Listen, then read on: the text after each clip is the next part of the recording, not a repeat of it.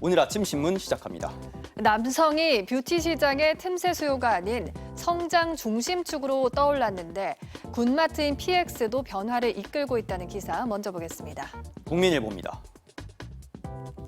국내 남성 화장품 시장은 2020년 1조 640억 원에서 지난해 1조 1,210억 원으로 4년간 13% 성장했습니다. 화장품 업계뿐 아니라 유통업계도 2030 남성을 겨냥하고 있는데 특히 군마트가 변화의 중심에 서 있습니다. 과거엔 군마트인 PX 입점이 저가 화장품 이미지를 남길 수 있다는 우려가 있었지만 최근 남성의 피부 미용 관심 증가와 장병 월급 인상, 보훈가족 등 구매층 확대로 인해 화장품 브랜드 간 PX 입점 경쟁이 치열해졌습니다. 올해엔 토니모리, 셀퓨전시 등 유명 뷰티 브랜드가 PX에 새로 입점했고요. 다이소와 편의점에서도 남성 뷰티 수요가 증가하는 추세입니다. 다음은 중앙일보입니다. 챗 GPT 등장 이후 위키피디아, 지식인 등 지식 공유 플랫폼이 외면받고 있다는 소식입니다.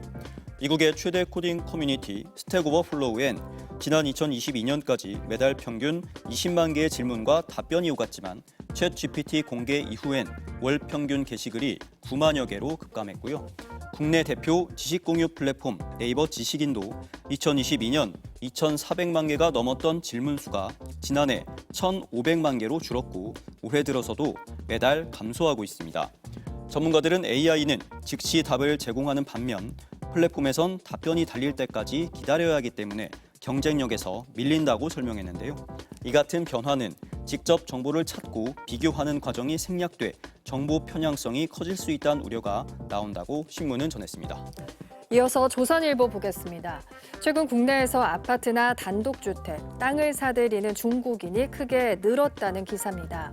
법원에 따르면 국내 부동산을 소유한 중국인은 2020년 5만 4천여 명에서 지난달 9만 7천여 명으로 5년 사이 80% 가까이 급증했는데요.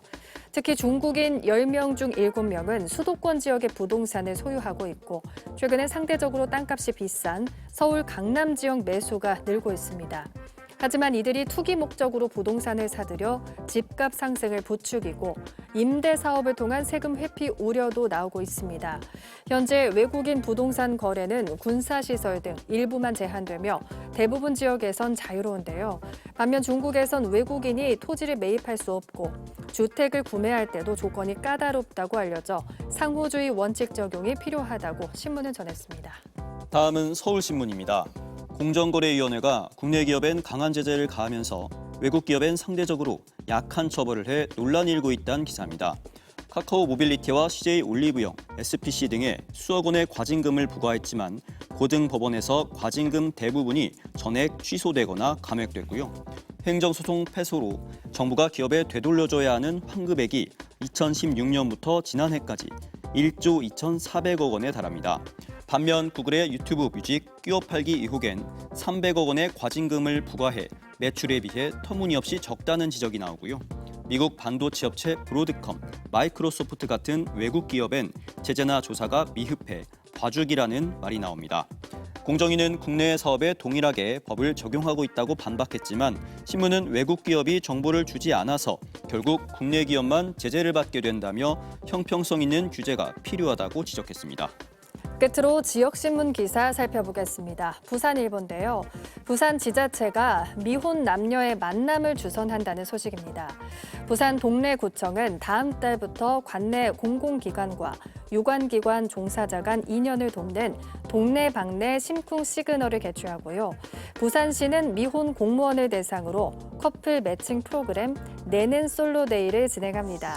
지자체는 결혼 정년기 청년들에게 자연스러운 만남의 기회를 제공하면 결혼으로 이어질 수 있고 나아가 출생률 상승에도 긍정적인 영향을 미칠 것으로 보고 있는데요. 일각에선 참가 대상이 공공기관 종사자로 제한돼 계층화가 조장된다는 우려도 나온다고 신문은 전했습니다. 지금까지 오늘 아침 신문이었습니다.